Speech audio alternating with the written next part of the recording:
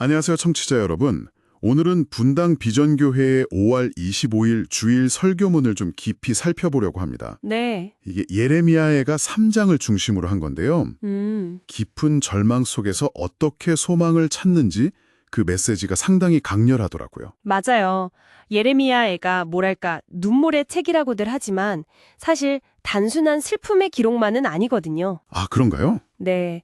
가장 어두운 순간에도 발견되는 그 신앙 고백이 정말 놀랍습니다.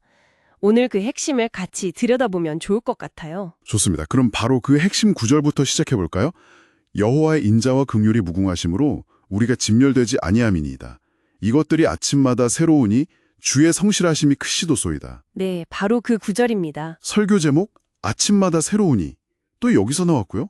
근데 여기서 인자, 긍휼, 성실 이게 왜 그렇게 중요한 단어들인가요? 그냥 좋은 말 같기도 한데 특별한 의미가 있는 거죠. 네, 아주 중요합니다. 이게 히브리어 원어를 보면 그 깊이가 확 느껴지는데요. 인자, 이게 헤세드인데, 헤세드요? 네, 그냥 뭐 친절함 이런 차원이 아니에요. 아, 그래요. 네, 이건 변하지 않는 하나님의 언약적인 사랑, 그 신실함, 깨지지 않는 약속 같은 걸 의미해요. 언약적인 사랑, 헤세드. 그렇죠.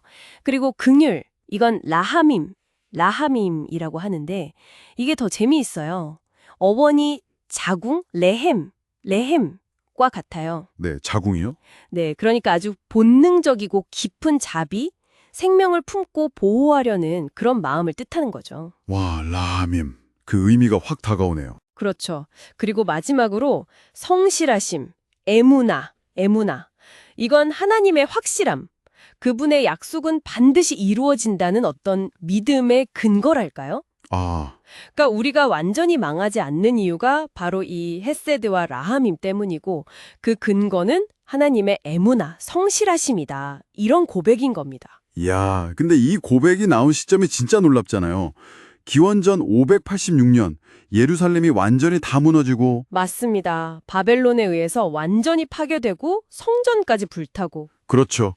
백성들은 막 포로로 잡혀가고 그야말로 최악의 폐허 속에서 나온 고백이라는 거잖아요. 네, 모든 것이 무너진 그 자리에서요. 그래서 이 역사적 배경을 알면 이 구절의 무게가 정말 다르게 다가오죠. 그렇겠네요. 심지어 예레미야 애가 3장은 그 히브리어 알파벳 순서대로 각절이 시작하는 시, 그러니까 아크로스틱 형식으로 쓰였어요. 아, 그런 형식도 있군요. 네, 이게 뭘 의미하냐면 그 극심한 혼란과 고통 속에서도 어떻게든 신앙의 질서를 붙잡아 보려는 그런 처절한 노력을 보여주는 문학적 장치라고 볼 수 있죠. 혼돈 속의 질서. 네. 설교에서는 여기서 이제 개혁주의 신학의 관점을 좀 빌려서 설명을 하는데요. 이 모든 끔찍한 고난까지도 하나님의 주권 아래 있지만 그 심판 속에서도 언약 백성을 향한 하나님의 자비, 즉 헤세드와 라하밈은 절대 멈추지 않는다.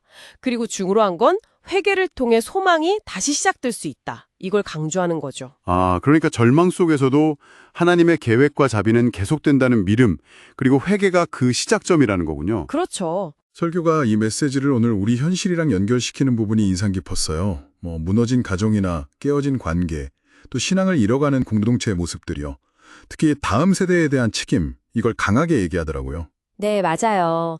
신앙 안에서 방황하는 우리 청소년들, 아이들을 보면서 그냥 안타까워하는 걸 넘어서 교회가 정말 예레미야처럼 눈물로 기도해야 한다, 이런 촉구죠. 눈물로 기도해야 한다. 네. 북한 지하교회 성도님들이 정말 극한의 상황에서도 기도로 다음 세대 믿음을 지켜낸 그 사례를 들면서요. 여기서 눈물의 신앙이라는 게 단순히 감정적인 반응이 아니라 다음 세대에 대한 영적인 책임을 딱 지고 하나님의 그 신실하신 자비, 헤세드와 라하밈에 딱 의지해서 간절히 중보하는 행위라는 겁니다. 중보기도. 그냥 슬퍼하는 게 아니라 적극적인 행동이군요. 맞습니다. 절망의 자리에서 그냥 주저앉는 게 아니라 오히려 그 자리에서 하나님의 자비를 붙들고 다음 세대를 위해 눈물로 기도하라는 메시지인 거죠. 절망의 끝은 하나님의 시작이다. 이 말이 참... 네, 저도 그 말이 참 와닿았습니다. 가장 어려운 그 자리에서 오히려 새로운 시작이 가능하다는 거니까요. 바로 그 지점입니다. 역설적이지만 강력한 희망이죠. 자, 그럼 오늘 나눈 이 모든 내용이 우리 청취자 여러분께 어떤 의미를 줄 수 있을까요? 결국 개인적인 고난이든 우리가 사는 이 사회의 여러 문제들이든 그 한 가운데서도 하나님의 변함없는 사랑과 자비가 아침마다 새롭다는 사실에 희망의 닻을 내리라는 권고 아닐까 싶습니다. 네, 정확합니다. 근데 이게 그냥 가만히 기다리는 게 아니라 믿음으로 반응하고 또 회개하고 특히 다음 세대를 위해서 정말 간절히 기도하는 그런 적극적인 자세를 요구하는 것 같아요. 맞아요. 그래서 마지막으로 이런 질문을 한번 던져보고 싶습니다. 설교에서는 하나님의 자비가 매일 아침 새롭게 주어진다고 말하잖아요. 네, 그렇죠. 아침마다 새롭다고. 만약에 청취자 여러분께서 매일매일 아주 작은 방식으로라도 그 새롭게 주어지는 자비를 의식적으로 좀 발견하고 붙잡으려고 노력한다면 그게 지금 겪고 계신 어려움이나 아니면 미래에 대한 염려 같은 것들을 헤쳐나가는 방식에 과연 어떤 실제적인 변화를 가져올 수 있을까요? 매일 새롭게 주어지는 자비를 의식적으로 발견하는 노력. 네. 한 번쯤 깊이 생각해 볼 만한 질문인 것 같습니다.